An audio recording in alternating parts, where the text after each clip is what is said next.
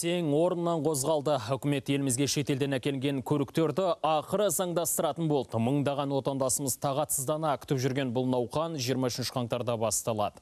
Дегенмен қазақстандық нөмірлер темір тұлпарлардың бәріне бірдей берілмейді. Тіркеу кезінде қойылатын нақты талаптар бар. Ал белгіленген мерзімнен кейін шекарадан бері өткен автомобильдердің жайы не болмақ? Толығырақ әріптесім Қайыркен Отыншы тарқатады. Шетелде тіркеуде тұрған көліктерге қатысты үкімет ақыры бір шешім шығарды. Бірақ бұл ережені ойластыруға 5 айдан астам уақыт жұмсады.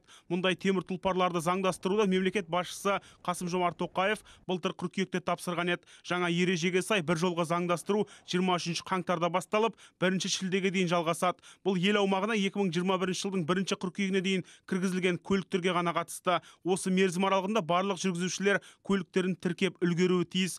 Құжатымен дұрысталатын автомобильдер арасында рөлі оң жақтағы көліктер мен автобустарда бар. Первое.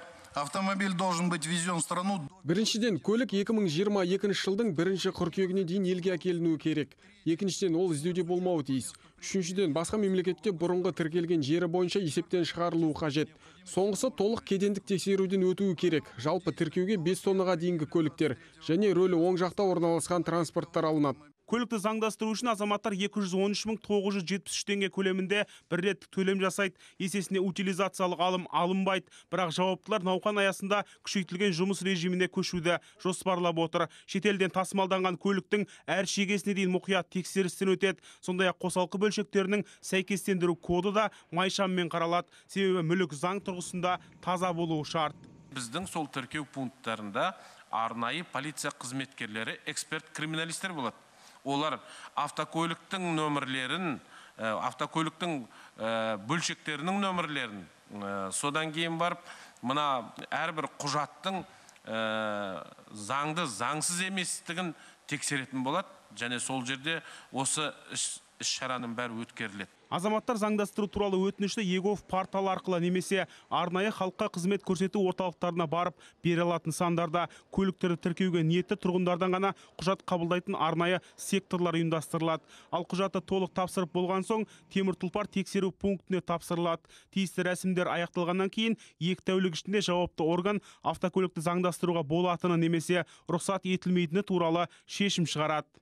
Арнайы халыққа қызмет көрсету орталықтарына барған көлік иелерінен талап етілетін 4 құжат.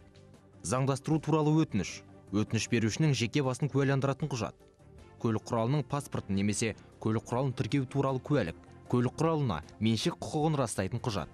Бұл науқан бар жоғы 5 айға ғана жалғасады. Осы уақыт аралығында шетелден көлік әкелген азаматтар транспорттарын рәсімдеп үлгеруі тиіс. Ал 1 шілдеден кейін полицейлер шетел нөмірін таққан көліктердің ізіне түсіп жаппай рейд бастаймыз деп бекініп отыр. Басты назарда Армения, Грузия және Ресейден тасымалданған автокөліктер болады. Олардың құжаттары тексеріледі. Заңға қайшы болса көлік айып тұрағына жабылып, иесіне айыппұл салынады.